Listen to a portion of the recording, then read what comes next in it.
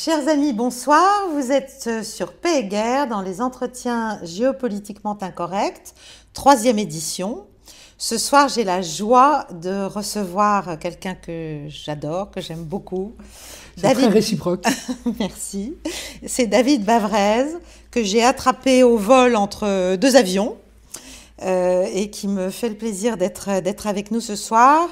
Alors, voilà, comme en France, il faut toujours dire ce qu'on a fait HEC, l'INSEAD. Bon, ça, c'est le début de l'existence. Personne n'est parfait. Personne n'est parfait, mais c'est tout de même une bonne base, on va dire. Et vous êtes un investisseur, mais pas seulement. C'est pas un gros mot, hein, être un investisseur, même sur les chaînes de géopolitique. Au contraire, c'est un prisme passionnant qui est malheureusement pas toujours familier aux géopoliticiens français. C'est les vieux restes peut-être de notre culture catholique qui nous font tenir l'argent comme un facteur finalement secondaire, n'est-ce pas, voire méprisable pour certains, dans la compréhension des phénomènes humains, alors que c'est juste fondamental. Voilà. Donc moi je pense que la géoéconomie et la géofinance sont des branches pas du tout secondaires de la géopolitique. Donc, quoi qu'il en soit, voilà, vous avez passé à peu près 15 ans dans la finance entre Londres, Boston, pour Fidelity Investment, puis pour une société que vous avez créée vous-même. Et puis, à partir de 2012, vous êtes parti vivre à Hong Kong. Et vous partagez votre temps désormais entre le financement d'un certain nombre de start-up et puis la compréhension, et c'est ça qui nous réunit ce soir, de tout un tas de phénomènes, et de phénomènes notamment disruptifs, comme il est d'usage de dire aujourd'hui, liés à l'émergence de cette Chine, qui est votre directe voisine, même plus que ça. Donc voilà, par ailleurs, vous chroniquez, vous faites un certain nombre de papiers fort intéressants dans l'Express et dans l'Opinion. Et puis enfin, last but not least, vous êtes un essayiste, parce qu'en fait, vous partagez ce que vous comprenez, ce qui est très généreux. Vous avez donc écrit, depuis 2015, je crois, déjà 4 bouquins. Je suis jalouse. 4 bouquins. Je les cite parce qu'ils sont tous fort intéressants, même si on va s'intéresser un peu au dernier, parce qu'il est directement dans ce dont on veut traiter ce soir. Mais enfin, Génération tonique en 2015, l'Occident complètement à l'Ouest. Pékin Express, la nouvelle Chine racontée au futur président en 2017, c'était une belle tentative. 3e livre, Chine-Europe, le grand tournant en 21. Et puis, cette année, le dernier né, qui est là, Bienvenue en économie de guerre, paru chez Novice, que je vous invite à découvrir, à lire. Et en fait, ce titre va nous donner le point de départ de notre conversation. Vous allez parler beaucoup plus que moi parce que c'est beaucoup plus intéressant, évidemment. Vous dites que 2022 marque une rupture générationnelle, je vous cite, d'une ampleur insoupçonnée. Elle clôt un cycle de 30 ans, ouvert en 89 avec la chute du mur. Jusque-là, ça va. 2 événements majeurs sont à l'origine de cette cassure.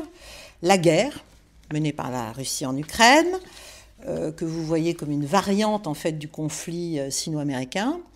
Et puis, l'entrée de la Chine dans un nouveau modèle politique et économique, après le 20e congrès du Parti communiste chinois. Bon. Et vous expliquez que tout ça, finalement, ça aboutit à une mutation de la Chine et à une entrée de la Chine dans une économie de guerre. Inéluctable.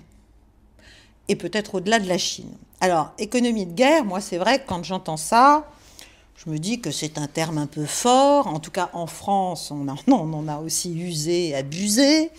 Je trouve que, voilà, évidemment, à partir de l'Ukraine, à partir de l'opération militaire spéciale en février 22, ça y est, on est entré en économie de guerre. Pour moi, c'est surtout une dramatisation politicienne assez démagogique qui vise à, comment dirais-je, se défausser de nos problèmes considérables, à nous faire avaler finalement notre incurie budgétaire, notre incurie financière, enfin tout ce qui ne va pas dans ce pays. Mais évidemment, comme je connais infiniment moins la Chine que vous, même si j'en reviens quasiment, moi j'ai senti là-bas une ambiance, en effet, de mobilisation collective. Alors là, je ne parle pas du pouvoir, que je n'ai pas rencontré des autorités, et de concentration des énergies qui est quand même assez particulière, enfin, détermination forte. Mais c'est intuitif. Donc ce que je voudrais savoir, c'est ce que vous en pensez et comment vous expliquez pourquoi est-ce que, selon vous, la Chine est vraiment entrée dans l'économie de guerre, quels sont ses objectifs, avec quels moyens, contre qui, à vrai dire. Voilà, c'est une large question ouverte qui permet une large première partie. Bon, d'abord, grand merci de l'invitation. Comme il dit, je suis essayiste, c'est-à-dire que j'essaye. Donc, je ne suis pas expert, je ne sais pas, j'essaie juste de comprendre mon environnement. Et ce qui me frappe avec la Chine depuis cette année 2022, c'est qu'en fait, la Chine doit échapper à deux pièges. Au même moment, là, c'est un piège géopolitique, le piège de Thucydide, et l'autre, c'est un piège économique, qui est le piège du revenu intermédiaire. Ouais. Donc, le piège du Thucydide, c'est un piège géopolitique où le numéro 1 mondial est défié par la montée en puissance du numéro 2. Mmh. Et c'est ce qui s'est passé à travers la guerre d'Ukraine, parce que la guerre d'Ukraine, c'est là où, quand je suis à Hong Kong, je n'ai absolument pas la même perspective que quand je suis à Paris. En Chine, à Hong Kong, personne ne me parle jamais de la guerre d'Ukraine. Pour les Chinois, derrière la Russie, il y a la Chine, derrière l'Ukraine, il y a les États-Unis. Et cette seconde guerre froide, sino-américaine, la manière dont les États-Unis l'ont abordée, c'est qu'ils ont dit, en suivant les conseils de Kissinger, ils ont dit, elle est très particulière parce qu'il y a 700 milliards de dollars de business entre les deux. Donc en fait, ils sont condamnés à s'entendre. Et donc, ce qu'avait dit Kissinger avant de mourir, c'est définissez des lignes rouges et vous verrez qu'avec ça, vous pourrez vivre. Et ce qui s'est passé, c'est le 7 octobre 2022. Donc, là encore, perspective totalement différente. Quand vous êtes à Hong Kong, le 7 octobre, ça n'est pas 2023, non, dont on nous parle beaucoup ici, mais dont les Chinois se moquent, si j'exagère un peu. Par contre, le 7 octobre 2022, dont on ne parle jamais à Paris, lui est fondamental, puisque c'est 10 jours avant le 20e congrès, les États-Unis, de manière totalement arbitraire, décident de couper l'accès à la haute technologie à la Chine. Donc cette nouvelle guerre froide, c'est un nouveau type de guerre. Les Chinois, déjà en 1999, par un livre dont vous êtes très familier, La guerre hors limite, avait défini que la guerre prendrait de nouvelles formes. C'est la première guerre que j'appelle techno-temporelle. C'est-à-dire que les États-Unis disent les technologies du XXIe siècle, c'est pour nous. La Chine, vous ne les aurez pas. Et elles sont très définies. Ce sont trois domaines. C'est l'intelligence artificielle, c'est les semi-conducteurs de haute technologie, définis moins de 5 nanomètres, et puis la computation quantique, donc la puissance de calcul. Et le reste, les États-Unis disent on continue à faire du business. Et on est même extrêmement gentil, parce que vous n'êtes pas du tout l'URSS, vous n'allez pas vous écrouler. On vous laisse toutes les industries matures du XXe siècle, elles sont pour vous. Pourquoi ? Parce qu'aujourd'hui, elles sont en grande partie entre les mains de l'Europe. C'est l'automobile, l'aéronautique, la chimie, les machines-outils, la pharmacie de base. Donc tout ça, c'est pour vous. Donc la vraie lecture quand vous êtes à Hong Kong, la vraie lecture du conflit ukrainien, c'est en fait une Chine-Amérique qui s'entend pour piller l'Europe. Sur le dos de l'Europe. Sur le dos de l'Europe. Donc ça, c'est... la Chine n'aura pas le développement des hautes technologies parce que les États-Unis refusent. Il faut garder le gap technologique. Quoi. Absolument. Voilà. Et les États-Unis disent nous garderons 2 à 3 ans d'avance. Vous savez, en tech, on dit une année, c'est une année chien. Donc une année d'avance vaut 7 ans. Donc on aura 15 et 20 ans. Ça, c'est le second, c'est le piège du revenu intermédiaire qui est... Alors là, c'est un peu plus un jargon de macroéconomiste. Quand vous développez un pays, lorsque vous arrivez au stade de développement de 10 000 $ de PNB par habitant, vous devez, si vous voulez continuer, passer de l'industrie au service. Puisque un médecin, un avocat crée plus de valeur ajoutée que quelqu'un qui sert des boulons sur une chaîne. Et c'est très difficile, et très peu de pays ont réussi à faire ce mouvement. Ceux qui ont réussi, c'est par exemple Corée du Sud, Taïwan, dans les années 90, qui ont très bien réussi. Le danger que vous avez politiquement, c'est que vous passez d'un régime fort à la démocratie, puisque le service est très démocratique. Je vais vous demander le café. Vous voyez, ce thé, est-ce que vous voulez du sucre, est-ce que vous voulez du lait? Le manufacturing, l'industrie est très dictatoriale, puisque vous êtes dans mon usine et vous serrez les boulots.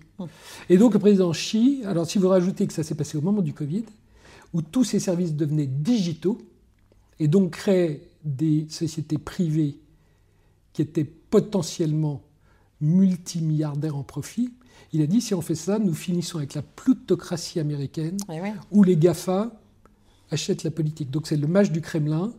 Le président Poutine très bon dit, ouvrage. Chez nous, la politique doit contrôler l'argent. Nous ne finirons pas comme les États-Unis, où l'argent contrôle la politique. Le problème, c'est quand vous faites ça, c'est que donc le président Xi a dit, il n'y aura pas de service. Il n'y aura que des services sous contrôle étatique. Et naturellement, vous ralentissez votre croissance, vous ralentissez votre consommation intérieure. Donc quand vous additionnez le fait que les États-Unis n'ont plus accès à la très haute technologie, pardon, la Chine n'a plus accès aux très hautes technologies, que la Chine ne va pas se développer par sa consommation intérieure, il ne vous reste plus que la montée en gamme des industries du XXe siècle où la Chine doit prendre le pouvoir. Et comment va-t-elle faire? Elle va le faire en lançant, de par la taille de son marché intérieur, une guerre des coûts, suivie d'une guerre des prix par des subventions étatiques. Et donc, nous avons, c'est ce que j'appelle le second choc chinois. C'est-à-dire que le premier choc chinois, c'était 2001, l'entrée dans l'OMC, où, si vous vous souvenez à l'époque, l'arrogance américaine avait dit « nos produits américains vont envahir la Chine ». En fait, le Made in China a envahi l'Occident. Mais ça nous a énormément servi, nous occidentaux, parce que ça nous a permis quand même de délocaliser tout un tas d'activités qui ont été réalisées à bas coût pour nous. Nous avons eu peu d'inflation, nous avons eu des taux d'intérêt très bas, nous avons pu nous endetter et vivre au-dessus de nos moyens depuis 30 ans, donc ça s'est bien passé. Et là, ça pète aujourd'hui, c'est pour ça qu'il y a un nouveau cycle, c'est pour ça que nous rentrons en économie de guerre, c'est qu'aujourd'hui, la Chine fait ce que nous voudrions faire chez nous. Les voitures, l'aéronautique, les machines-outils, la chimie, la pharmacie de base. Et donc, nous allons être en rivalité systémique. Et le problème que nous avons, c'est que, autant je vous ai dit que les Américains, en 2022, avaient fait le travail de définir cette rivalité systémique, et nous, Mme von der Leyen, en 2019, l'a dénoncée, depuis, elle ne l'a pas définie, et donc elle n'a pas pu agir. Et c'est ça tout notre problème. Donc, aujourd'hui, pourquoi nous rentrons en économie de guerre? Je veux rassurer notre auditoire. L'économie de guerre, ça n'est pas la guerre. L'économie de guerre, ce ne sont pas 2% du PNB. C'est là où il y a confusion. On pense à 2% du PNB, la défense, la famille d'assaut. Non, c'est pas ça. C'est 100%. C'est vous et moi. Ce sont les gouvernements, ce sont les entreprises, ce sont les citoyens. Parce que l'économie de guerre, c'est juste l'économie de paix, telle que nous l'avons connue de 1989 à 2020. C'est une économie qui est tirée par la demande, tirée par le consommateur, l'abondance. Vous essayez de... Moi, j'ai investi dans les sociétés qui répondaient aux besoins d'un client. L'économie de guerre, c'est la pénurie. C'est la pénurie, donc c'est l'économie de production, de l'offre, et non plus la demande. Donc celui qui gagne, c'est celui qui produit.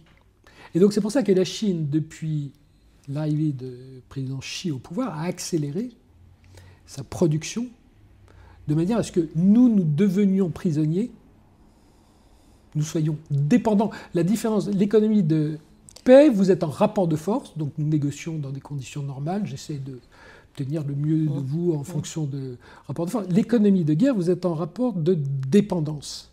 Je veux que vous soyez dépendants de moi. Donc pensez au Covid, vous avez été enfermé ici en France, vous avez été payé à ne rien faire, donc vous n'avez fait, la seule chose que vous puissiez faire, c'est consommer par de l'e-commerce. En Chine, les gens étaient confinés à l'usine. Donc ils ont produit 7 jours sur 7, 24-24. Et donc, durant le Covid, la Chine est passée de 30% à 35% de parts de marché manufacturière.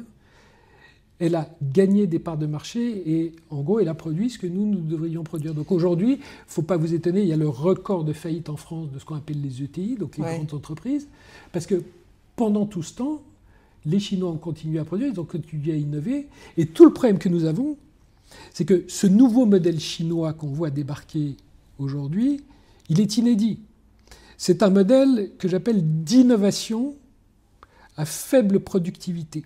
Vous avez des Chinois qui innovent, parce qu'ils travaillent beaucoup, mais ça, j'allais dire, nous aussi on pourrait innover, hein, et nous aussi on innove, donc on pas perdre. Plus, mais les Chinois sont à faible productivité parce que depuis 2022, le 20e congrès du Parti communiste, où je vous ai dit que Xi arrêtait le secteur privé, parce qu'il disait ça va être le fric qui va acheter la politique, la rentabilité du capital a baissé, et le président Xi dit c'est pas grave parce que je vous subventionne avec mon argent public.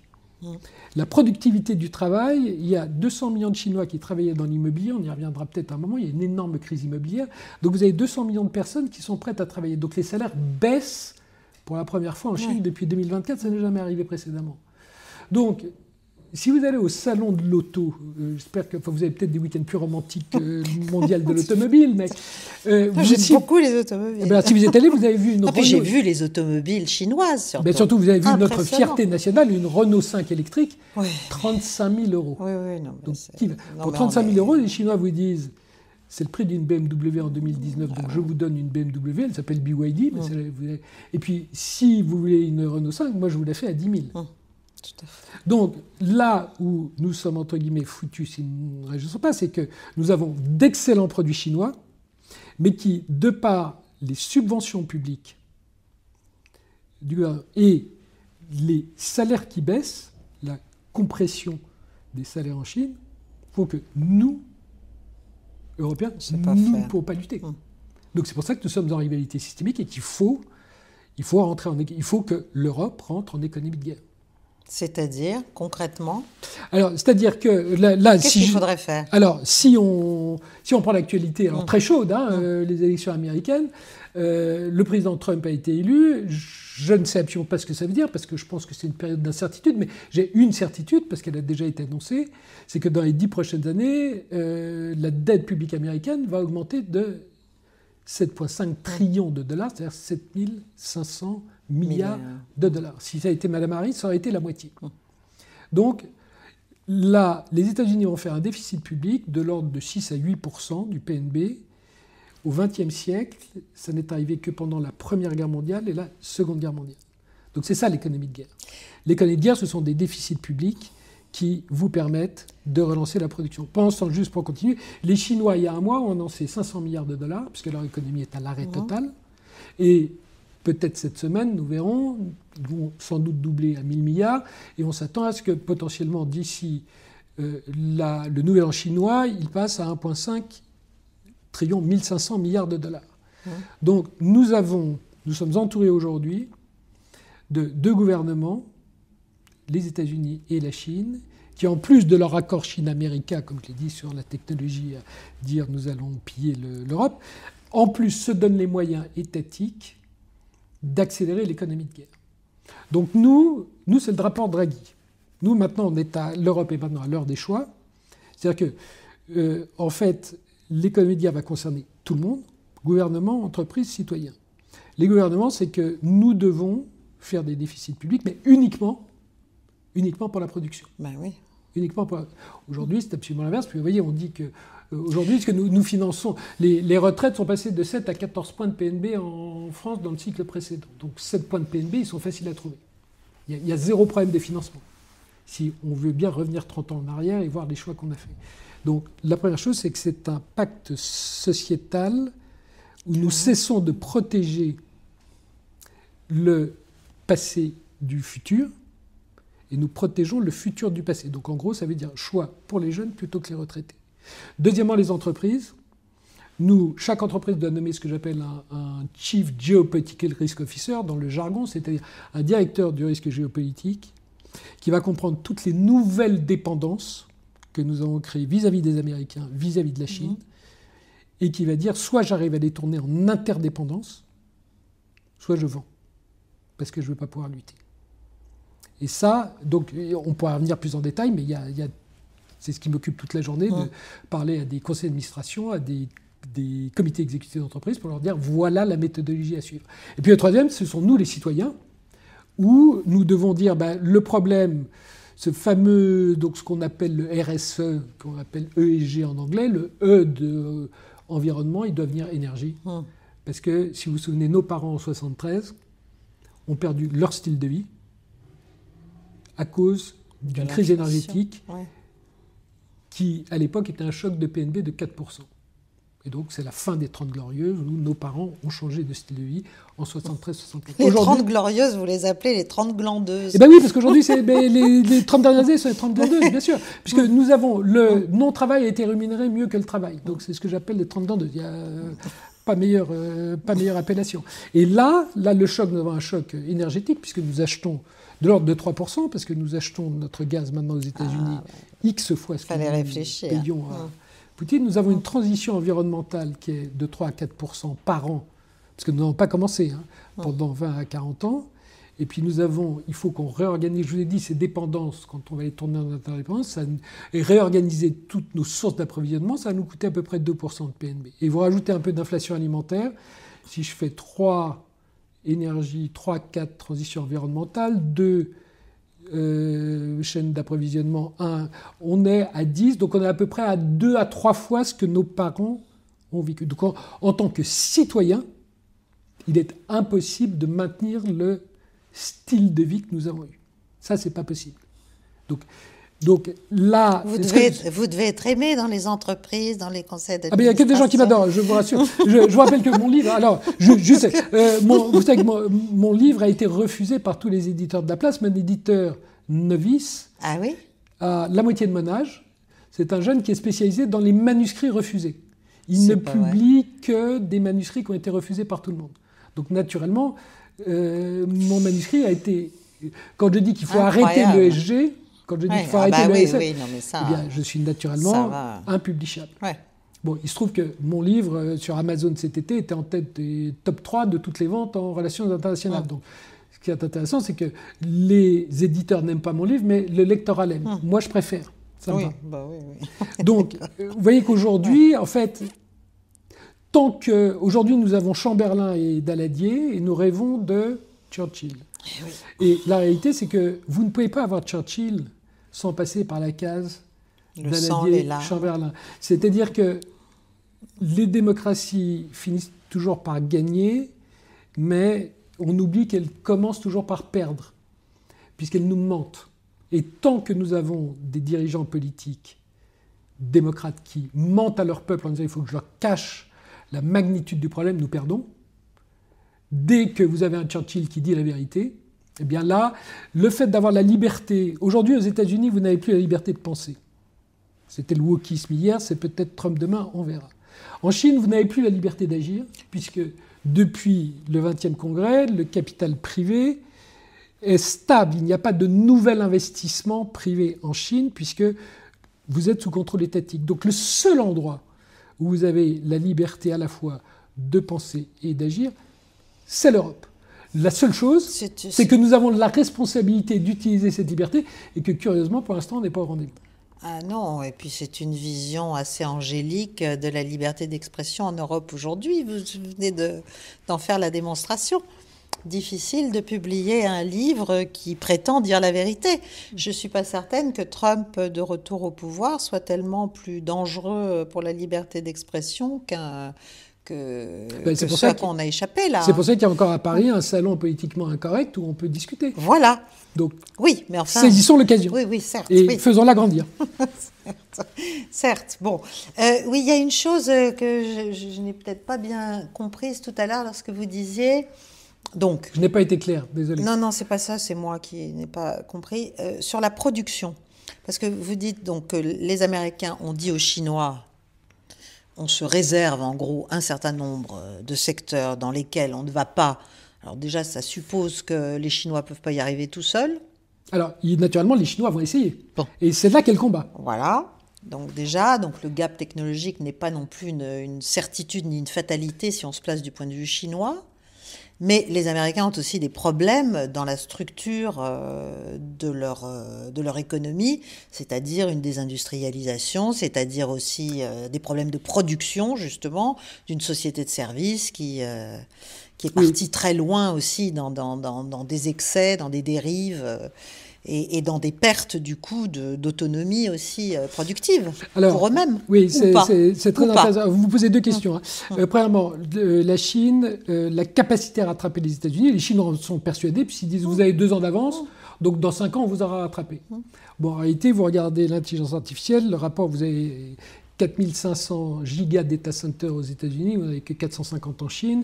Les GAFA mettent 200 milliards de dollars maintenant plus sur la table par an. Enfin, ce sont des montants délirants. Je vous rappelle, juste pour que nos auditeurs mettent ça en perspective, notre meilleure société de technologie en France, c'est une société qui s'appelle Dassault Systèmes. Elle investit 1 milliard par an. Là, nous parlons de GAFA qui mettent plus de 200 milliards de dollars sur la table. Oui, bah c'est le dollar. La Chine, vous prenez Tencent, Alibaba, Baidu, vous êtes à peu près à 30 milliards de dollars. Donc le rapport est de 1 à 10. Donc les États-Unis sont irrattrapables sur, si vous voulez, sur l'architecture de cette intelligence artificielle générative. Donc là-dessus, je pense, et le fait que le président Xi ait le capital privé, vous allez aimer cette analogie, les Chinois, vous l'avez dit à votre tour de voyage, ils adorent les analogies. Et aujourd'hui, ils disent le capital privé, c'est le cochon.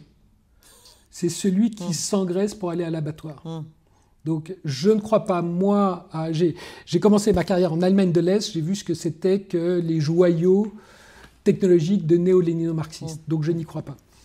La seconde question que vous posez sur les États-Unis, alors, effectivement, en fait, c'est assez marrant parce que la Chine va avoir à résoudre le problème économique de l'échec d'une révolution technologique, les États-Unis vont avoir à résoudre les problèmes sociologiques de la réussite d'une révolution technologique. C'est-à-dire qu'aujourd'hui, vous avez 130 millions de personnes qui travaillent aux États-Unis, mais vous n'avez que 3 millions sur les 130 qui bénéficient de la révolution de cette intelligence artificielle générative.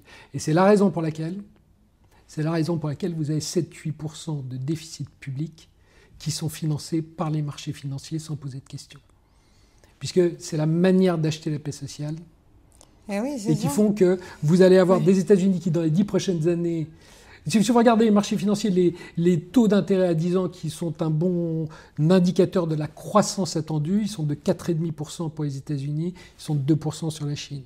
Donc je ne sais pas si nos auditeurs ont en tête que dans les 10 prochaines années, les États-Unis vont croître à 2 fois le taux de croissance de la Chine. Mais ça va poser d'énormes problèmes sociétaux qu'on voit dans le vote d'hier. Et toute la question, c'est, je vous rappelle, on a oublié, mais en 1920, ce qu'on appelle les années 20 rugissantes, 60% des Américains vivaient en dessous du seuil de pauvreté.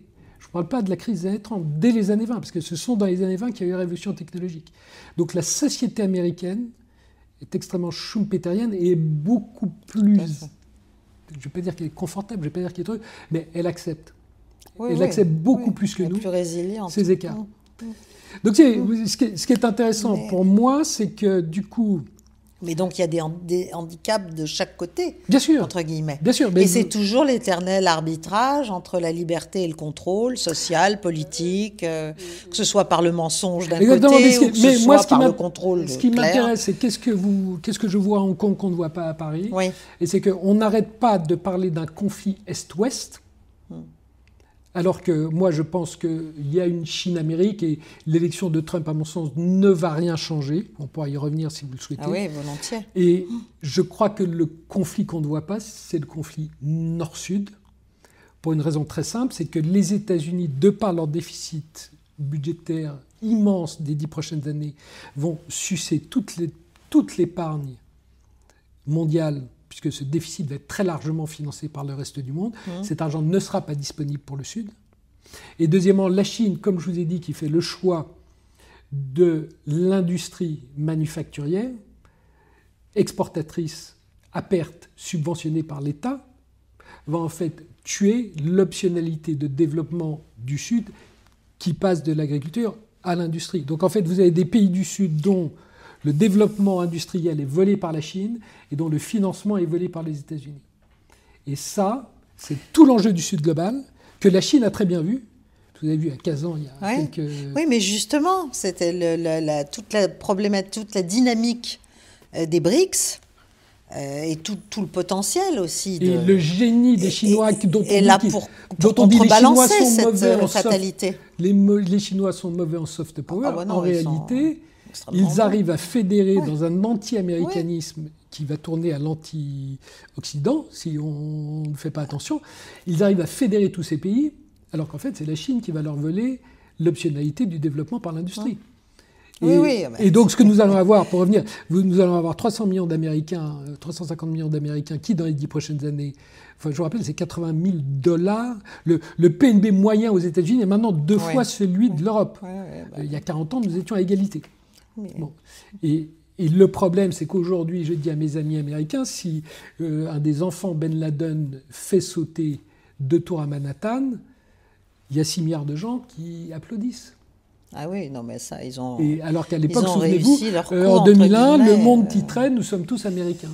Et donc les États-Unis vont, je pense, accélérer. Et pour l'instant, l'intelligence artificielle générative ne paye pas, mais elle va payer dans 2, 3, 5 ans par des gains de productivité importants. Et c'est là que les États-Unis vont vraiment encore accélérer le gap par rapport à l'Europe. Et c'est là où ils vont se retrouver isolationnistes parce que le reste du monde, tout ce Sud global va rentrer en conflit avec eux. Et eux disent c'est pas grave parce que le Sud global envahira l'Europe avant d'envahir les États-Unis, donc on est OK. Le problème sera européen avant d'être américain. Alors, l'élection d'un Trump dans cette optique.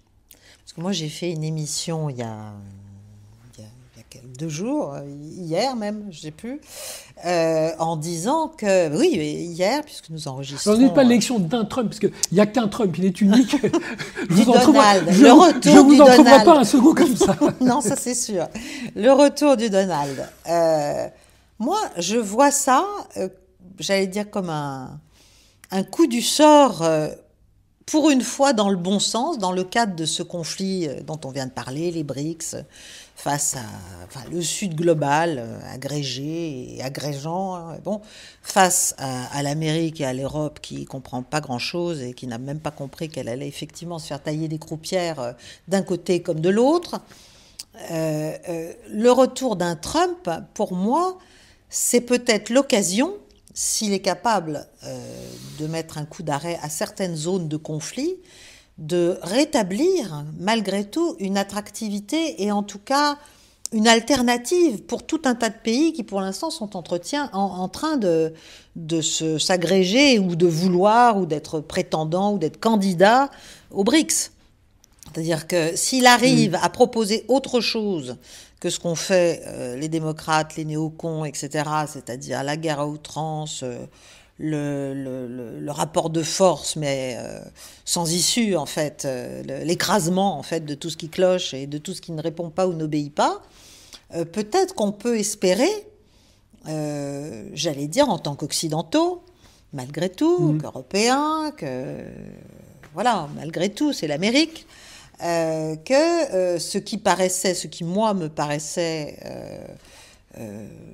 fatal, une fatalité, c'est-à-dire que quand même le Sud global a du poids et de l'avenir, eh bien sera un peu plus tempéré, sera un peu plus... Est-ce qu'on n'est pas face à l'amorce, peut-être, pas encore tout de suite, mais d'ici peut-être un an, d'un rééquilibrage géopolitique? Alors que moi, je voyais, évidemment, personne ici ne le reconnaît, tout le monde le nie, etc. Mais moi, je voyais que l'Occident était en chute libre, dans le soft, dans le hard, dans tout ce qu'on veut. Bon, alors peut-être pas économiquement, peut-être pas sur certaines technologies, peut-être pas entre les Européens et les Américains. Il est évident qu'on fait les frais. On fait les frais de cette relation qu'on croit fusionnelle, qui n'est pas du tout.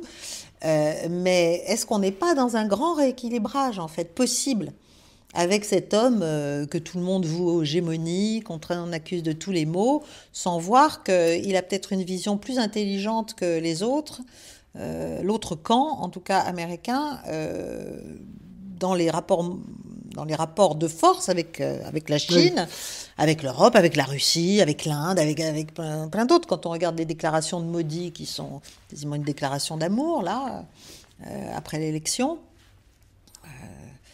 Alors, est-ce que c'est pas une bonne nouvelle, en fait? Si vous voulez, il faut qu'il fasse ses preuves. Donald Trump a un côté relativement facile, c'est America First. Donc on sait, il a une ligne directrice qu'on connaît parfaitement. Mais il est dans le ton du monde. En revanche, dans l'exécution, on sait qu'il faut qu'on s'attende à des phénomènes imprévisibles. Donc, la question que je me pose, comme je dis, je suis essayiste, donc je me pose aujourd'hui, j'ai aucune réponse, j'ai que des questions.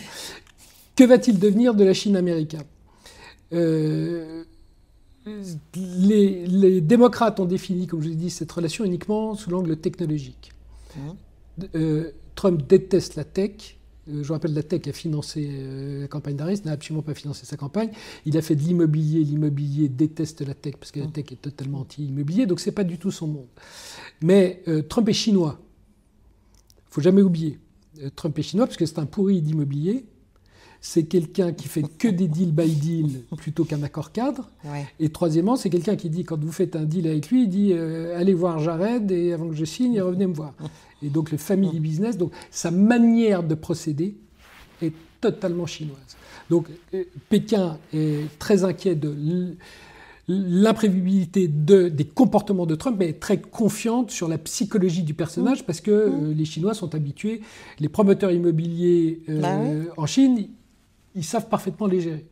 Donc, moi, je crois que la Chine américaine va être maintenue il y aura des soubresauts parce que Trump est imprévisible, mais je pense que ce gentleman agreement, si on peut parler de gentleman, va être maintenu, et ce, aux dépens de l'Europe.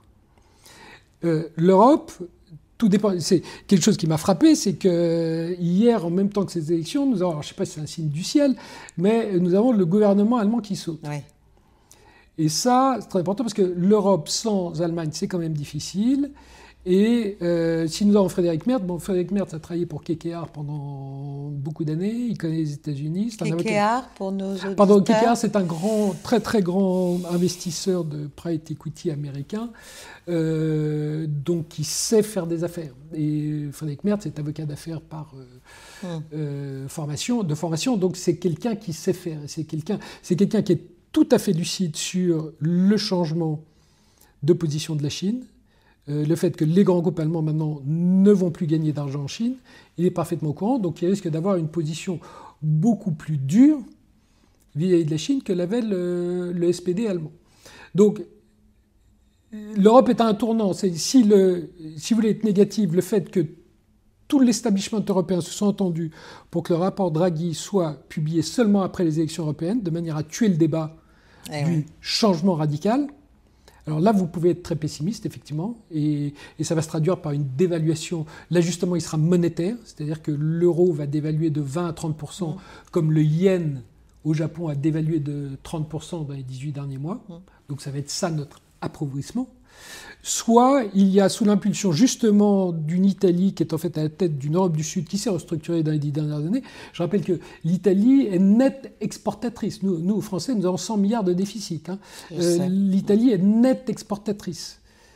Oui, mais elle est encore très industrialisée, l'Italie. Absolument, l'Italie du Nord, et puis très spécialisée, avec des sociétés extrêmement agiles qui commercent avec tout le monde, qui ne donnent pas des leçons de démocratie à l'ensemble de la Terre. Alliée à une Pologne qui maintenant a décidé de dépenser 4% de son PNB dans l'armement, alors qu'elle n'a que $20 000 de PNB par tête. Nous, Français, nous sommes à 40-45 000. Donc, mais la Pologne prétend prendre la place de l'Allemagne. Alors, justement, c'est ça. La Pologne dit, nous allons nous mettre avec le UK et les États-Unis sur la défense. C'est pour ça que les dossiers vont être... vous allez avoir une manière de sauver l'Europe, c'est d'adopter une gouvernance de l'ASEAN. Donc il faut toujours regarder ce qui se passe en Asie, parce qu'on peut pas... L'ASEAN, ce sont 10 pays d'Asie du Sud-Est qui ont des cultures très différentes, sans doute encore plus que nous entre Européens, parce qu'il y a la mer qui les sépare. C'est les BRICS asiatiques alors, d'une certaine façon. Non, parce qu'ils sont quand même beaucoup plus... Non, les BRICS, c'est juste Goldman Sachs qui nous a fait ça, qui nous a fait ce cadeau il y a 20 ans. Non. C'est bien vu. Là, ce sont des pays qui ont une communalité qui est la sécurité vis-à-vis de la Chine, mais qui, sur tous les autres sujets, disent c'est au cas par cas. Donc, si j'ai une idée, qu'ils même me suivent. Donc c'est un peu ce qu'a fait Agnès Pannier-Runacher sur le nucléaire, en disant les Allemands veulent torpiller le nucléaire parce qu'ils ne l'ont pas. Eh bien, qui même me suivent. Elle a fédéré 10 pays qui entourent l'Allemagne et qui disent donc à l'Allemagne, ben, on va faire le nucléaire.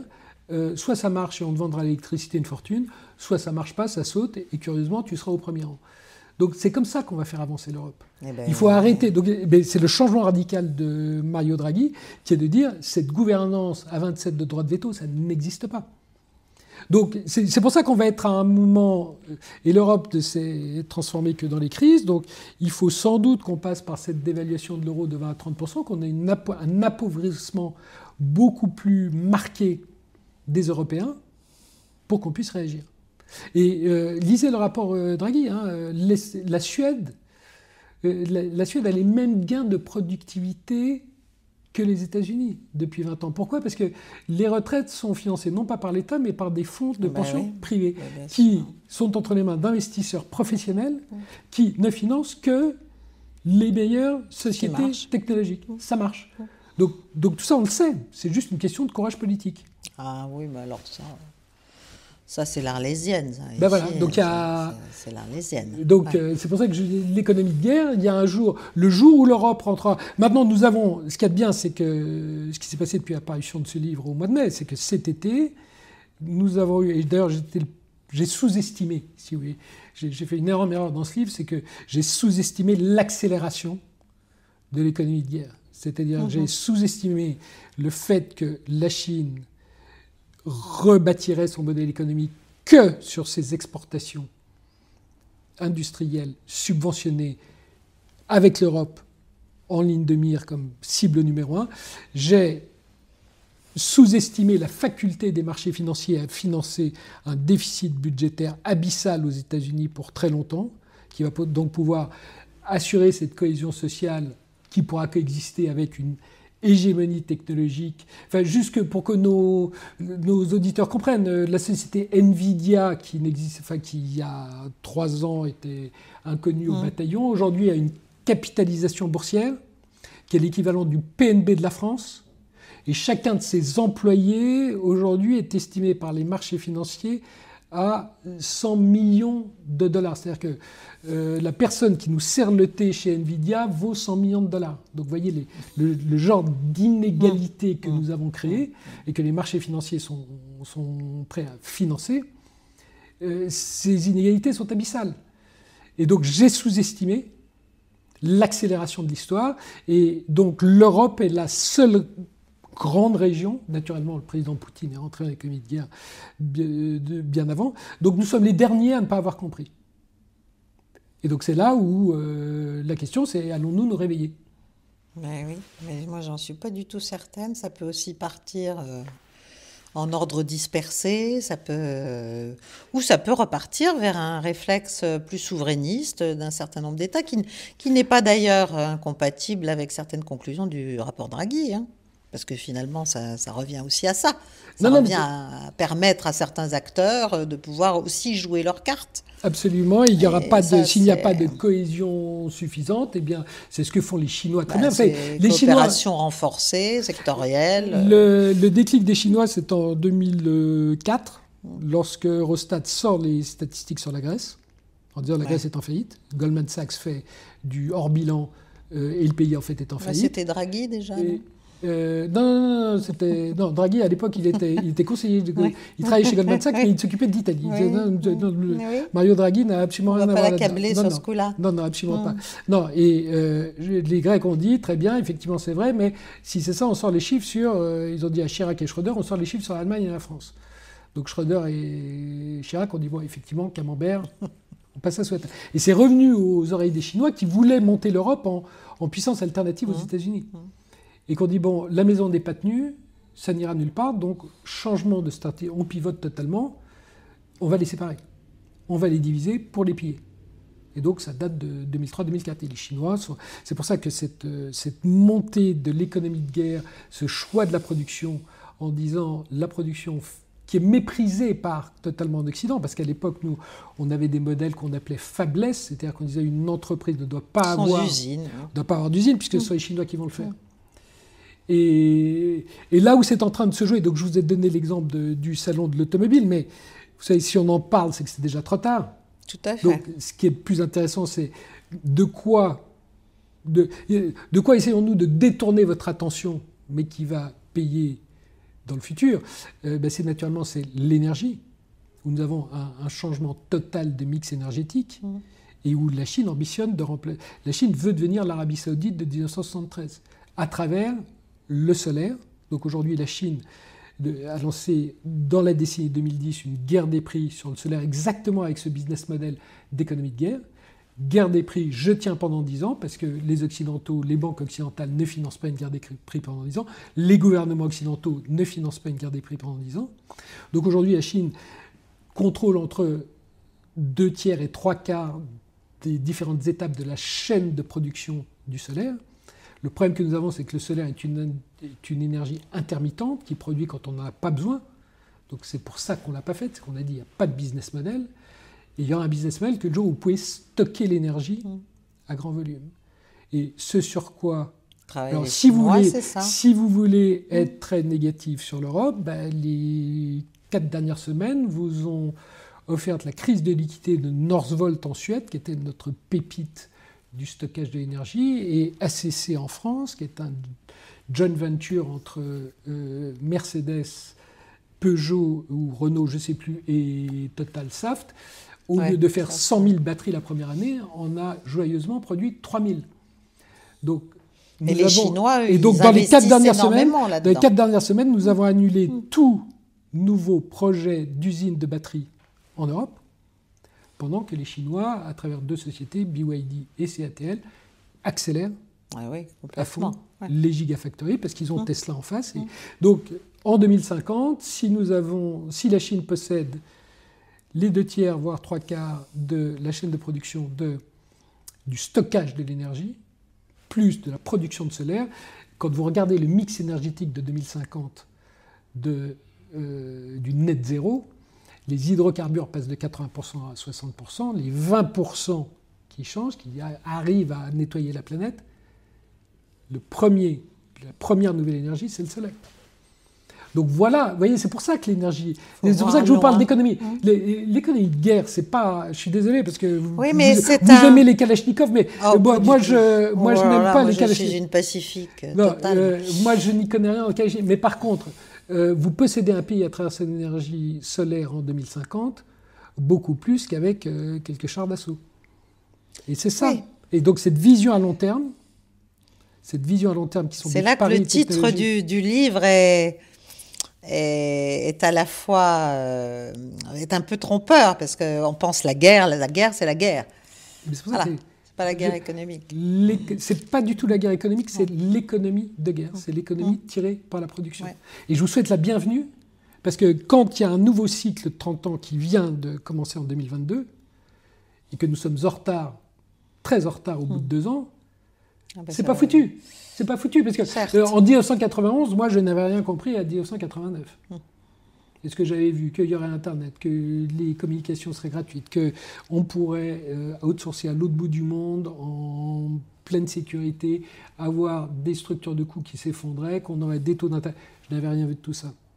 Donc, c'est pour ça que je vous dis que je suis essayiste, c'est que je ne vais pas prétendre 2 ans dans ce nouveau cycle, qui va durer 30 ans, qui va nous mener jusqu'en 2050, jusqu'à ce mix énergétique, savoir ce qui va se passer. Ce qui me frappe juste, c'est que je n'ai aucune discussion ici en Europe sur 2050, alors que les Chinois ne cessent de me parler typiquement de mix énergétique de 2050. Et c'est la grande différence. Et c'est la grande différence. Alors, je voudrais qu'on parle un peu... Non, pas de mon dada, mais de la Russie. Mettez François Bayrou au commissariat au plan et vous avez ce que vous méritez. Voilà, vous ne pouvez pas vous plaindre. Non, mais personnellement, ça n'aurait pas été mon choix. Voilà. Alors, parlons un peu de mon dada. Et la Russie dans tout ça. Et la Russie vue par la Chine depuis Hong Kong. Enfin, que voyez-vous depuis Hong Kong sur la relation Russie-Chine? Alors, moi, je ne connais pas très mal ce pays, surtout comparé à une experte, mais je pense que cette relation sino-russe est beaucoup plus forte qu'on ne croit ici. Et tout simplement, ça remonte à Bismarck. qui disait dans les couples à 3, il faut toujours être un des deux. Et donc, ma compréhension du président Poutine, c'est que le déclin du RSS date de 1972. C'est lorsque les États-Unis réussissent à diviser Chine et URSS et que les relations, c'est qu'en 1979, enfin il y a un réchauffement diplomatique. Et donc, le président... ce rapport est totalement déséquilibré. Les PNB sont de 1 à 10. Donc, le président russe pense sans doute qu'il vaut mieux faire partie de l'équipe qui gagne, même si on n'est pas le capitaine de l'équipe, plutôt que... il ne serait pas le capitaine non plus dans l'autre sens. Dans l'autre sens. Et s'il était tout seul, ça se passerait encore. Donc, il y a un prix à payer. Alors, c'est pour ça qu'il faut diviser, il faut très compartimenter. Parce que ce découplage qui a été réussi en 72, puis 79, etc., c'est de l'ordre du fantasme du côté américain. Je pense que c'est un échec total. Le découplage sino-russe, là, aujourd'hui, ça me paraît très, très mal parti. Et en même temps, vous voyez que sur le plan économique, ça ne marche pas, puisque pour moi, le critère clé, c'est le Power of Siberia 2, donc le second gazoduc, que les Chinois refusent de financer, puisqu'ils ne veulent pas commettre l'erreur de l'Allemagne, qui est passée de 20 à 40%. Donc la Chine importe 20% de son gaz de Russie, ne va pas monter à 40% en refaisant l'erreur allemande. Donc les Chinois, mais comme toujours, sont fantastiques à un niveau, ils ont le beurre et l'argent du beurre. Et le président Xi, ouvertement, publie l'an dernier une carte de la Chine où toute la Sibérie est chinoise. La partie de la Sibérie de 1860, bien sûr, c'est les vieilles revendications. Voilà, donc comment tout ça s'articule, et la réalité, c'est que depuis que le président Xi est arrivé au pouvoir, ils se voient tous les trimestres, et que donc ils se sont rencontrés une cinquantaine de fois, et qu'ils s'entendent, et que... en dépit de tout ça. Exactement, on vous dit Nord Stream, ça a été,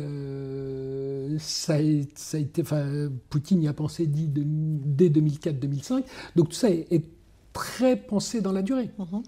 Et je pense que les deux disent on est là dans la durée, et je pense que, vous voyez typiquement ce que je vous ai dit, la mise au pas du capital privé par l'État, je pense que le président Poutine a dû contribuer dans la réflexion du président Xi en disant moi, ça fait 20 ans qu'on me dit que mon pays est en l'air, mais enfin, je suis toujours au pouvoir au bout de 20 ans.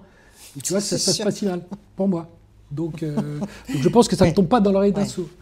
Donc je pense que cette relation est beaucoup plus forte qu'on ne le croit, qu'on n'arrivera pas à... Et finalement, le seul moyen de la casser, c'est qu'il y a eu une tentative d'un certain nombre de patrons européens qui sont allés voir devant l'inanité de la diplomatie européenne, qui sont allés voir le président Xi en disant « Mais président Xi, bravo, parce que vous pillez totalement 2% du PNB mondial, vous avez votre pétrole à quasiment zéro, puisque vous faites du troc contre d'exportation, vous ne pourriez pas exporter ailleurs. Donc, splendide, bravo. Mais les États-Unis pillent, eux, 20% du PNB mondial pendant ce temps. Et donc, ce que vous ne comprenez pas, président Xi, c'est que cette guerre, en relatif, elle renforce votre ennemi beaucoup plus qu'elle ne vous renforce. Donc, il faut l'arrêter. Et ce que c'est... Quelle guerre ? La guerre ukrainienne. Et ce que ces Européens n'ont pas compris, c'est que la réponse des Chinois, qui est apparue un peu plus tard, a été de dire « Vous avez raison, nous ne pillons pas assez l'Europe. » Oui, exactement. Donc, Non, mais ça, il y a des... J'allais dire, il y a des strates dans les niveaux de perception de ce qui est important, moins important, possible, moins possible, souhaitable, moins souhaitable, dans ce que veulent faire les Chinois aussi avec les Russes, à mon avis. C'est non, naïf. Mais si vous voulez, c'est comme toute cette réorganisation mondiale où nous regardons avec beaucoup de mépris les BRICS, le Sud global, ça on a tort. l'Organisation de sécurité de Shanghai. Mais ce dont on ne se rend pas compte, c'est que la vision de la Chine, selon moi, n'est pas du tout celle qu'on imagine. C'est-à-dire, il ne s'agit pas de mettre 15 ou 20 personnes autour de la table pour prendre des décisions à 15-20. Il s'agit de tous les jours discuter quelque part dans le monde autour d'une table avec le maximum de pays. Exactement. Et voir si, parmi les 15-20 autour de la table, il n'y en a pas un qui dit quelque chose avec lequel, en one-on-one, donc de tête à tête, bien sûr, je peux organiser, faire un deal qui bénéficiera à la Chine. Donc, mais c'est ce qu'on ne comprend pas du tout en Europe. Parce que nous, non, parce que nous sommes même dans notre relation, parce que les États-Unis, parce que nous avons cette idée d'une Europe à 27 avec un droit de veto en disant quand on est 27 unanime, on est très fort. Ben, sauf que ça n'arrive jamais. Donc on est très faible. Oui, puis on a aussi une idée à la fois. On a cette idée-là. Mais on a aussi l'idée d'une totale docilité et qui confine à l'aveuglement définitif, en fait, vis-à-vis des États-Unis. C'est-à-dire on n'est pas capable de comprendre qu'eux ne raisonnent pas. Eux, ce qu'ils appellent la docilité, c'est la servilité, à vrai dire. C'est là où, de manière contre-intuitive, je vous rejoins dans votre approche contrariante, parce que c'est toujours la meilleure manière de raisonner, il est possible que l'élection de Donald Trump amène l'Europe à dire, bon, c'est le livre d'Eric Broca, l'ami américain, enfin c'est Kissinger qui disait, si vous avez les États-Unis comme amis, vous n'avez pas besoin d'ennemis. Lui-même, lui-même le disait, donc avec son cynisme. Ouais, mais il avait raison. Oui. Il avait raison. Non, mais c'est le fantasme, j'allais dire, c'est le fantasme amoureux, c'est-à-dire c'est la projection et puis l'illusion sur l'unité. Bon. Alors qu'évidemment, il y a de très très larges différences d'intérêts, de tout. C'est pour ça qu'on revient toujours, l'Europe est à un tournant, et est-ce qu'on va comprendre que Mais s'en sortir, c'est s'en sortir j'allais dire, en regardant des deux côtés, c'est pas continuer à être borgne.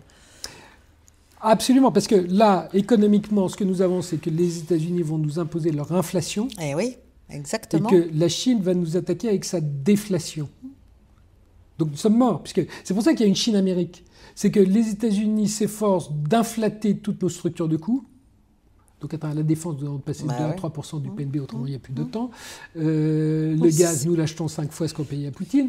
Les logiciels d'intelligence artificielle, ils vont nous être facturés une fortune.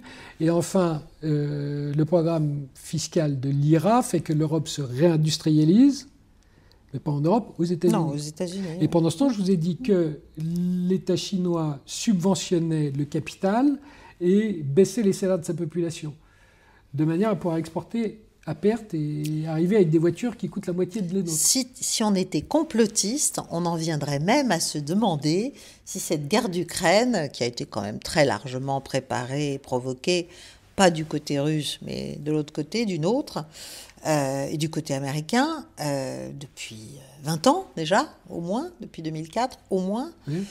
Si cette guerre n'avait pas pour objectif de définitivement couper vraiment l'Europe de la Russie. Pas seulement comme un effet qui est arrivé avec Nord Stream, avec le reste, avec l'hostilité. Mais Brzezinski, il l'a dit, il l'a expliqué, il a dit de toute façon, au XXIe siècle, le seul truc qui peut... Donc on est d'accord, je ne rêve pas. Les États-Unis, c'est leur asile, les États-Unis sont isolés. Je ne rêve pas, d'accord. Non, mais c'est pour ça que vous avez une commonalité d'intérêts entre la Chine et les États-Unis, contrairement à tout ce que vous... C'est pour ça que ce piège de Thucydide, je reviens encore à ça, c'est 700 milliards de business qui se font ensemble. Et si vous regardez d'ailleurs, si vous faites un peu le travail, parce que les gens ne font pas le travail, mais si vous faites un peu le travail, et que vous regardez ce déficit commercial des États-Unis avec la Chine, dont M. Trump dit que c'est un scandale, quels sont les premiers postes? Ce sont les smartphones, donc les téléphones portables Apple, ce sont les laptops, donc les ordinateurs de Dell, etc. Ce sont tout ce qu'on appelle le consumer electronics, donc en fait l'électronique grand public, tous les produits consommateurs, et enfin c'est la pharmacie. Donc ce sont que des postes où en fait ce sont les sociétés américaines qui font produire, donc ce déficit est complètement bidon. Oui, tout à fait, je suis entièrement d'accord. Et là, les 4 postes que je vous ai décrits, pour l'instant, ont 0 droit de douane aux États-Unis, d'entrée aux États-Unis. Comme c'est étonnant. Comme c'est étonnant. Donc vous voyez que quand le président Trump hurle en disant « je vais mettre des droits de douane partout », je suis assez confiant qu'on va arriver à... Donc il va y avoir, je pense, le traitement intelligent. C'est un traitement différent de la délocalisation des sociétés américaines et puis des sociétés chinoises qui viennent concurrencer des sociétés américaines où là, effectivement, le président Trump risque d'être très méchant. Autre chose, oui. Et donc nous, pour en revenir, que qu'est-ce que nous devons faire? Oui, parce que c'est ma question d'après. Qu'est-ce qu'on doit... Non, mais nous, Français, là, dans l'état où on est là, nous, maintenant.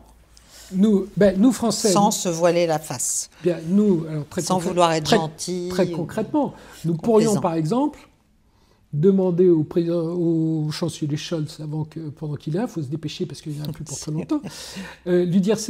Il y a quelque chose qui est intéressant, c'est qu'il y a eu un vote là sur les barrières à l'entrée, les barrières tarifaires à l'entrée des voitures chinoises, où il y a 5 pays qui ont voté contre.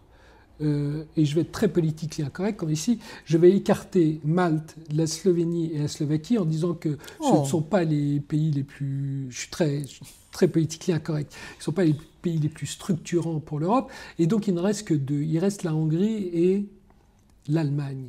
Et donc, je demanderais à M. Scholz, mais en fait, c'est intéressant, comment l'Allemagne peut-elle être le seul pays... Sur un sujet européen, on ne vote pas en fonction de ses intérêts personnels de son pays. Je rappelle qu'on le vote dans un esprit européen. C'est une vaste Comment utopie. Pouvez-vous être le seul pays qui vote avec la Hongrie, qui défie toutes nos valeurs européennes? Vous pouvez nous expliquer? Parce que ils veulent écraser l'économie française, puisqu'ils produisent leurs bagnoles aux États-Unis. Donc, il se trouve que nous, si vous voulez, dans le business, un intérêt personnel au détriment de l'intérêt sociétal, ça s'appelle un abus de bien social et on va en prison.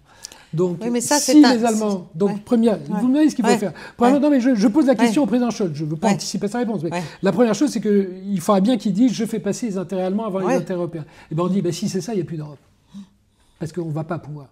Et comme il se trouve que la France et l'Allemagne, nous sommes en désaccord sur tous les sujets, l'automobile, le nucléaire... C'est un des grands mensonges, le couple franco-allemand. Donc on dit, si chacun de nous raisonne en fonction de ses intérêts personnels, c'est même pas la peine de continuer.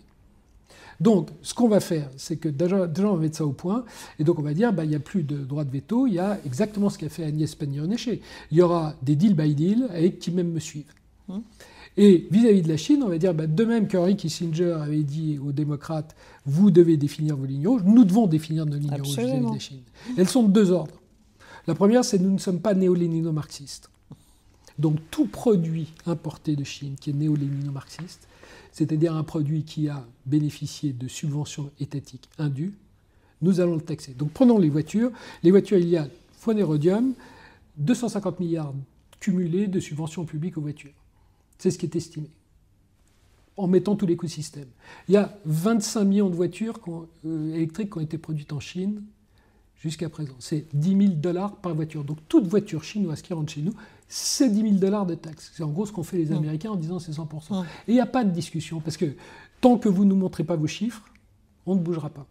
Donc ça, c'est la première chose. Et by the way, on leur rapporte, ce qu'on a oublié de vous dire quand vous êtes allé au salon de l'automobile, c'est que pendant que tout le monde se pavanait devant ces voitures chinoises, il y en avait qui se pavanaient beaucoup moins, qui sont les concessionnaires chinois en Chine, qui cette année ont perdu $20 milliards en vendant ces voitures à perte, qui ont 9 mois de stock d'invendus et qui font tous faillite. Pourquoi Parce que vous produisez que des surcapacités. Donc il y a une guerre des prix. Il n'y a plus personne pour les acheter parce que l'économie est à l'arrêt. Oui, parce que vous n'avez plus de consommation, puisque vous baissez les salaires. Et que les gens ont perdu, ils ont perdu un tiers de leur fortune dans l'immobilier qui s'écroule et dont les prix vont faire moins 50%. Vous n'allez pas vous acheter une BM quand vos économies... Pour vivre dedans, éventuellement. Parce qu'elles sont très très confortables. Elles sont très bien. On peut vivre à l'intérieur, ça se transforme en lit. Oui, alors le problème, c'est que vous dormez avec votre belle-mère. Parce que la famille chinoise, vous avez aussi votre belle-mère qui est là, donc c'est un petit peu compliqué. Donc ça, c'est la première chose. La seconde chose, c'est... Et alors là, nous avons une chance incroyable que nous ne saisissons absolument pas, mais que si nous étions le président Trump, nous saisirions sans aucun problème, c'est le CO2. C'est-à-dire que nous, Européens, nous ne produisons que 7% du CO2 mondial. La Chine, c'est 30%. Ouais. Pourquoi ? Parce qu'en 2001, soit par génie ou par coup de chance, nous avons délocalisé en Chine, à une époque où le CO2 n'était pas un problème, toutes nos activités polluantes. Et donc aujourd'hui, si nous étions rusés, la moitié des CO2 que nous consommons, nous les importons en fait, et nous importons essentiellement de Chine. Et donc nous dirions aux Chinois, tout produit qui contient du CO2, nous le taxons à 70 € la tonne. C'est notre prix actuel. Ce sera 100 € en 2030, ce sera 200 € en 2040, parce que c'est ce qu'il faut pour qu'on arrive au net zéro. Donc toi, la Chine, tu as tout le coût environnemental, il est pour toi, et en plus, je te taxe à l'entrée. Et quand on fait ça, ben là, et si les Chinois hurlent, vous leur dites, attendez, on fait ça pour la population chinoise, parce que comme ça vous arrêtez de polluer la population chinoise. On ne fait pas ça pour nous, on fait ça pour votre population. Et donc, naturellement, la Chine hurle en disant, nous, un consommateur, c'est $5 000 par an. Un consommateur américain, c'est $50 000 par an. Donc s'il y a quelqu'un qui doit changer son style de vie, c'est pas nous la Chine, ce sont les Américains. Mais comme on est en rivalité systémique, on va arrêter d'être gentil. On va arrêter d'être de bonne foi. Et on va dire, je m'en moque, je sais juste que le CO2, il vient de chez toi, et donc chez moi, quand tu rentres, donc vous prenez l'exemple des voitures, on estime qu'une voiture fabriquée en Chine consomme 2 fois plus de CO2 pour être fabriquée que nous, en Europe. Donc, on met ça, 80 € la tonne, et c'est comme ça. Et on va dire, on fait ce choix délirant, nous, l'Europe, de décarboner. Ça va nous coûter 3 à 4 points de PNB par an pendant 20 à 40 ans. Mais c'est un choix qu'on fait. Donc si vous voulez nous vendre, vous devez vous conformer. Nous sommes clients, quand même. Oui, donc cette économie de guerre, où, comme je dis, le pouvoir passe du consommateur à la production, ben, il faut quand même qu'on arrive à retourner la table. Et qu'on dit, on est client, et vos voitures, elles ne rentrent pas tant que vous ne nous avez pas payé pour les subventions publiques et vous ne nous avez pas payé pour le CO2. Mais on aura des représailles dans quel domaine, selon vous, si le on fait cognac. ça ? Alors, parlons du cognac. Parlons du cognac, c'est là où l'effort de guerre. Vous voyez, donc, ce que les Chinois ont fait, ils ont dit, on va vous taxer le cognac. Bon, le cognac, c'est 2 milliards en Chine. Les voitures chinoises, ça va être 20 milliards en Chine. Donc, le rapport est déjà de 1 à 10.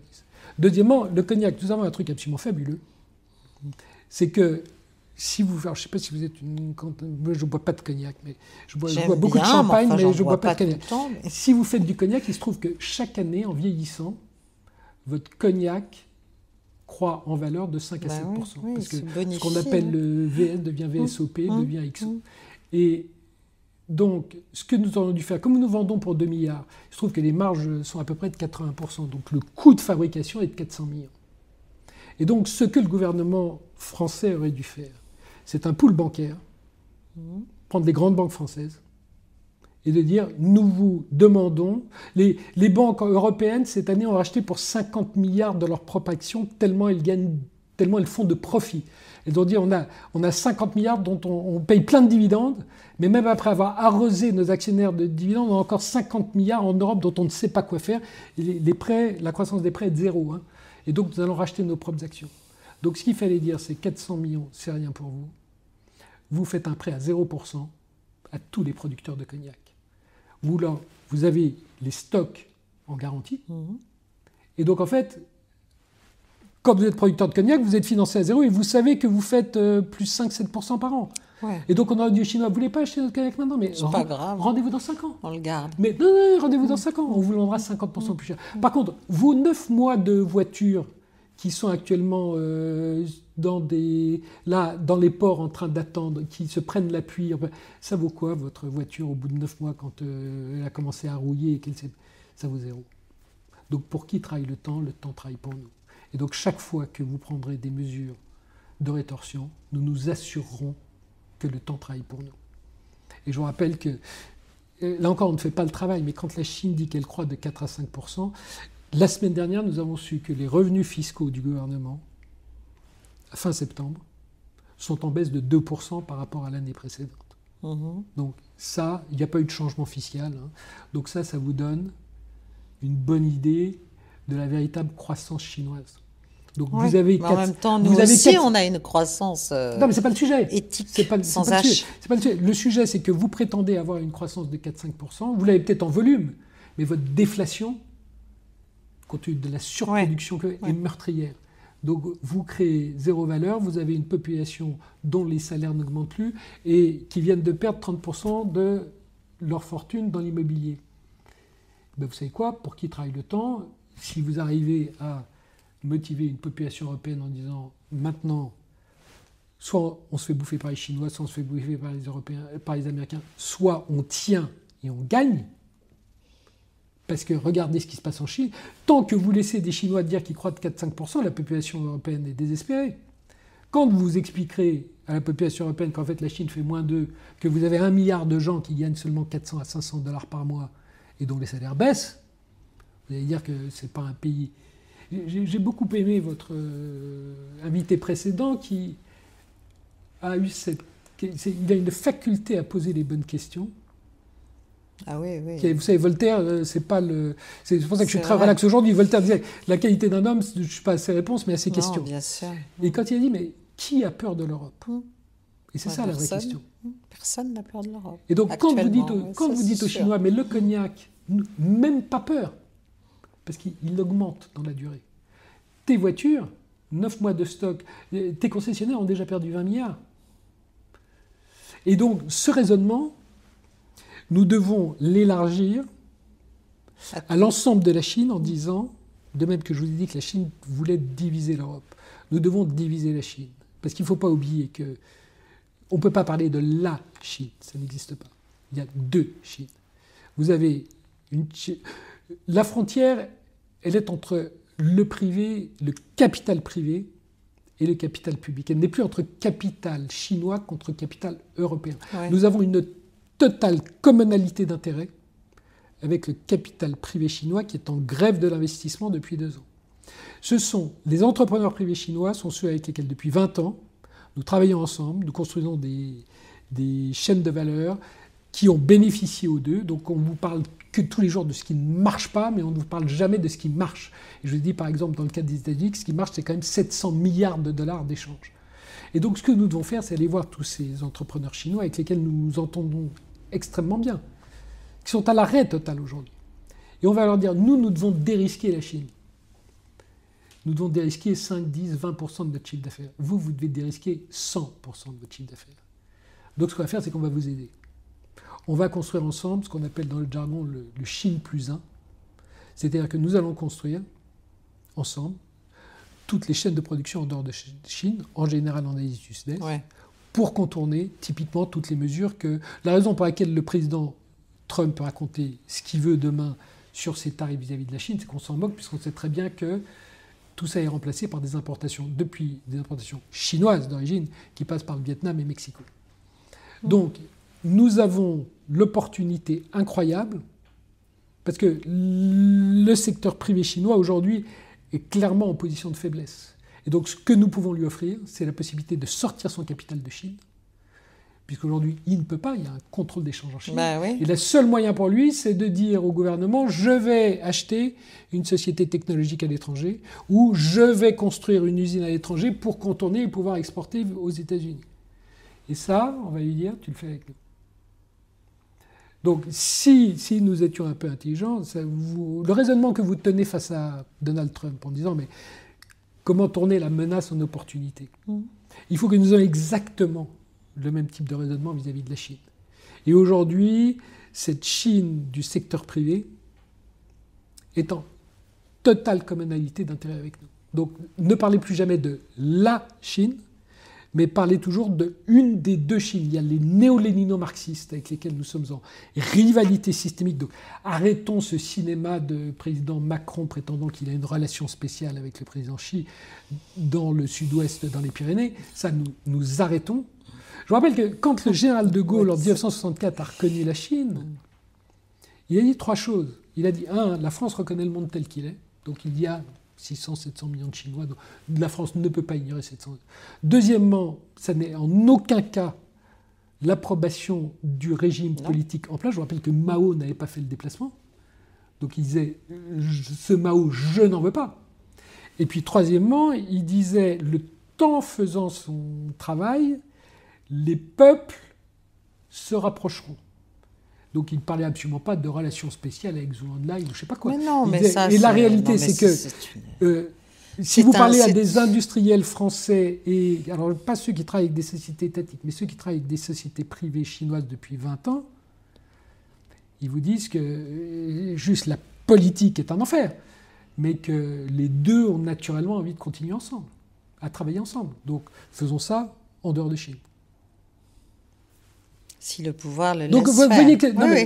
Oui, mais c'est pour ça qu'on va ruser en disant... De toute façon, autrement, on ne peut plus exporter en Occident, parce que Xi continue ta politique, ils ne veulent plus de nous, ils nous taxent.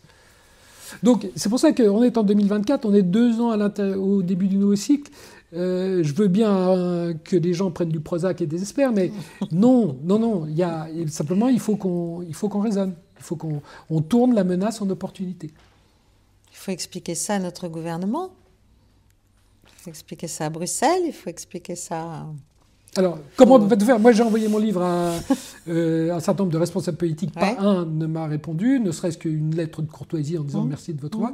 Par contre, le monde des affaires est extrêmement intéressé. Et alors, je ne dis pas que ce que je leur raconte leur plaît, je ne dis pas qu'ils sont d'accord, mais en tout cas, ils sont prêts au questionnement. Parce qu'ils sont comme tout le monde à ne pas comprendre. Personne ne sait aujourd'hui. Et donc, il faut faire des paris, et il faut multiplier les sources dans l'analyse, et puis tenter plusieurs modèles. Et des modèles qui vont être différents en fonction des géographies. Mais donc, typiquement, ce modèle d'un partenariat, ce qu'on appelle le PPP, donc le partenariat privé-public qui a fait la Chine pendant 40 ans, c'est ça ce qui a sauté en 2022. C'est pour ça qu'il y a cassure au 20e congrès. Et donc, le secteur privé chinois est orphelin aujourd'hui. Et il paraît qu'il y a aussi un fort chômage des jeunes. Alors, le chômage des jeunes officiellement est de 20%, en réalité il est de 50%, puisque vous avez à peu près, on estime, 30% de sous-emploi, c'est-à-dire que vous sortez de Tsinghua, vous sortez de Polytechnique et vous allez chez EDF faire des photocopies. Donc, et vous rentrez dans la fonction publique, puisque c'est le seul moyen d'avoir un salaire assuré.